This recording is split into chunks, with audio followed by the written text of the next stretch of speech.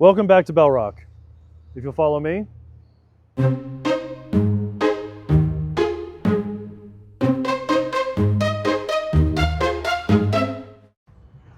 I'd like you to meet Mary Lynd, Phoebe Lynd, and Elizabeth Lynd.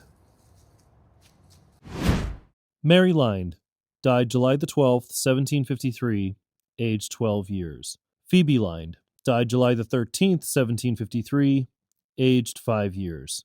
Elizabeth Lynd died July the 12th, 1753, aged 3 years. The children of Mr. Joseph and Mrs. Mary Lynd. This one is not going to be fun. Mary Lynd, Phoebe Lynd, and Elizabeth Lynd died within 48 hours of each other in 1753.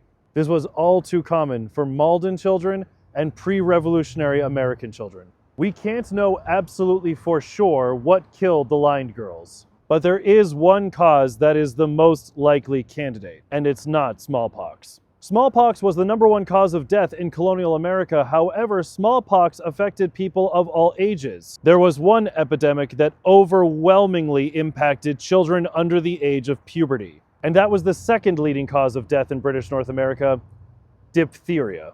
Diphtheria went by many different names in the 1700s, including throat distemper and throat canker. Statistically speaking, most children in the American colonies who died under the age of 14 likely died of diphtheria. Diphtheria was particularly terrifying for people of this era because it could be transmitted asymptomatically. The Lynd family wasn't the only Malden family to suffer from the effects of diphtheria, and they weren't the family who arguably suffered the worst. In 1738, during the height of the diphtheria epidemic of 1735 to 1740, the Howard family of Malden lost 7 children in 17 days. But these kind of losses weren't contained to only one generation. When the Lynd sisters died only 48 hours apart in 1753, their brother Joseph was only 8 years old.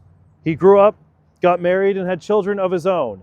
And when 2 of his children died a week apart in 1778, likely from smallpox, he buried them next to the sisters he had lost a generation before. Throughout the 19th and 20th centuries, it was a primary focus for many doctors to eradicate this disease. The very first Nobel Prize ever awarded in medicine or physiology was for an antitoxin against diphtheria. The Lynd sisters' headstone is not just remarkable for being one of the only triptychs in Bell Rock Cemetery, but it also has a surviving triptych footstone.